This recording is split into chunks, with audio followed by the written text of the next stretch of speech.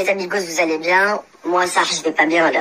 Pas parce que, vas-y, je suis crevée ou quoi, parce que, t'as vu, j'ai le seum. T'as vu, je pensais que c'était fini, cette période où je prends mon téléphone, sur les réseaux, t'es là, un fou, j'insulte tout le monde. Je pensais que c'était une période révolue, tu vois. Mais quand je vois, il y a des gens, ils sortent de nulle part, ils mettent ton blaze à toutes les sauces, et ils veulent que tu répondent, et qu'ils te font sortir de leur bon, et ben, t'as vu, là, je prends mon téléphone, et je réponds, parce que t'as vu, là, je pense que c'est le moment, tu vois. Étant donné que ça fait très très longtemps que j'ai pas fait de story time, bah là je reprends et on va recommencer point par point. C'est-à-dire que là, on va commencer par mai, c'est-à-dire la période Magali Berda. Pour ceux qui arrivent en cours de route et qui m'ont pas suivi depuis le début, moi j'ai fait le Jérém Stargate, je suis arrivée, j'ai sorti les dossiers sur tout le monde, j'ai eu des problèmes judiciaires, je me suis fait menacer, j'ai eu des coups de pression, il s'est passé tellement de trucs. C'est-à-dire que vous pouvez pas croire tout le monde. C'est-à-dire que dans ce milieu-là, il y a des choses qui se passent en interne. Et quand il se passe des choses en interne, et ben forcément, il y a des choses qui sortent pas. Il s'est passé des trucs que moi-même, putain de buzz que je suis, j'aurais pu dégainer mon téléphone et dire il m'est arrivé ça. Sauf que moi, tu vois, j'ai pris conscience de mes erreurs et je l'ai pas fait. C'est-à-dire que quand j'ai fait le mec à insulter tout le monde sur les réseaux sociaux, et ben au final, il t'arrive des dingueries. Et quand il t'arrive des dingueries, t'insultes. C'est-à-dire que moi, je me suis fait goumer. On m'a défoncé la gueule, j'ai pas pris mon téléphone et j'ai dit, il m'a goumé, frère. Tu vois? Il ou elle, je dirais pas c'est qui m'a goumé, mais je vais vous montrer en tout cas la photo pour pas vous dites, ouais, c'est facile de dire qu'on t'a goumé, tout ça. Regardez bien la photo.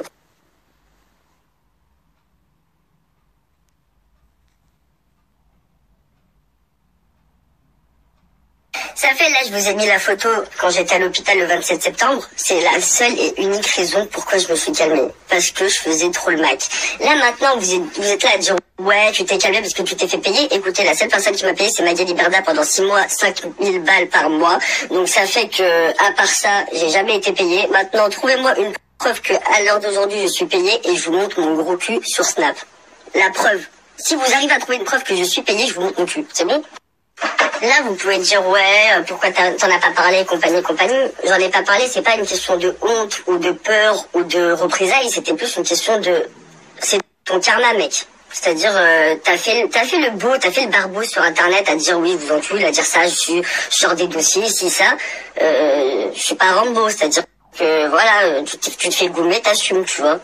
Ça fait quand tu te fais vraiment catch-up et que tu te fais vraiment goumer, eh ben...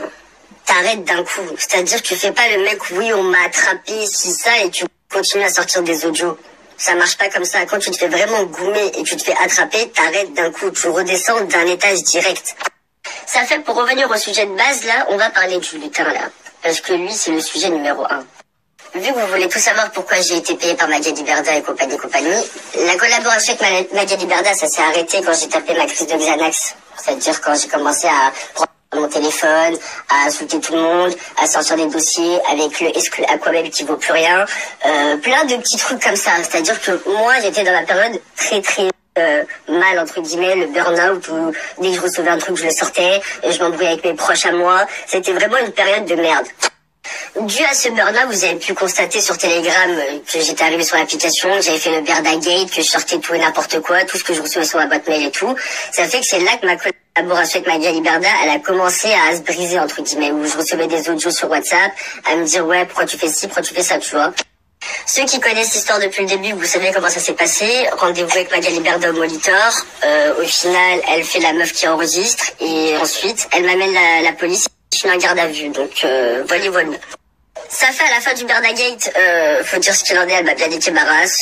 J'ai fini avec une crédibilité à 0 sur Twitter. Ça a sorti des mèmes avec le hashtag #ExcluAquababe. Ça a fait quoi d'autre? Mon téléphone il a été scellé par la police. J'ai grossi à 80 kilos tel un gros sac. J'étais xanaxée. Tout bouffi. Non, c'était vraiment quelque chose de ouf. Quand on dit que Magali Berda a du pouvoir, c'est vrai. Hein. Ça fait à l'heure d'aujourd'hui, franchement, tout va très bien, j'ai remaigri, tout se passe bien dans ma vie, je me voulais. Vous pouvez constater mon visage, je suis plus bouffi, j'ai plus énormément de cernes comme avant, voilà, quoi, Dieu merci, je suis là, tu vois. Je pensais même pas refaire des snaps et vous parler, entre guillemets, parce que je pensais avoir fait grave de la merde et avoir niqué, entre guillemets, Aquababe, tu vois. Ça me fait bien rire quand j'ai les commentaires sur les réseaux, ouais, vendu ci, vendu ça. Dès que je sors un truc où je défends quelque chose, on me dit, oui, t'as vendu.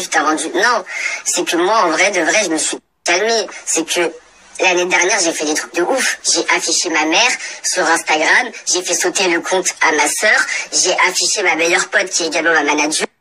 J'ai fait des dingueries. Et quand tu fais des dingueries comme ça, et ben sur le coup, tu te rends pas compte que t'es grave méchant et que t'es en train de faire de la merde. Mais c'est quand tu recommences à devenir normal, que tu n'as plus de médicaments dans le sang, que tu fumes correctement, que tu n'es pas dans un truc de ouf, et ben là tu te dis, wesh mec, t'as fait de la merde, t'as déconné fort, t'as affiché ta propre famille, t'as affiché ta meilleure pote, frère. Moi, ce qui me fait bien rire, c'est que le petit lutin, il fait le mec, ouais, Magali Berda, nanana, sauf que Magali Berda, tu travailles avec elle. Quand elle te l'a mise à l'envers et qu'elle voulait plus travailler avec toi, c'est là que t'as pris ton téléphone et t'as commencé à dire, ouais, si ça, tu vois. Sauf que si Magali Berda, elle te l'aurait jamais fait à l'envers et qu'elle t'aurait proposé un CDI et que tu serais encore en train de travailler chez Livens, t'aurais jamais dégainé ton téléphone et t'aurais jamais dégainé ton Snap et t'aurais jamais fait tout ça. Magali Berda, ça s'est arrêté parce que j'ai pété un câble. Ça s'est arrêté parce que j'ai ouvert Telegram et j'ai dit si ça, et j'ai commencé à sortir des dossiers.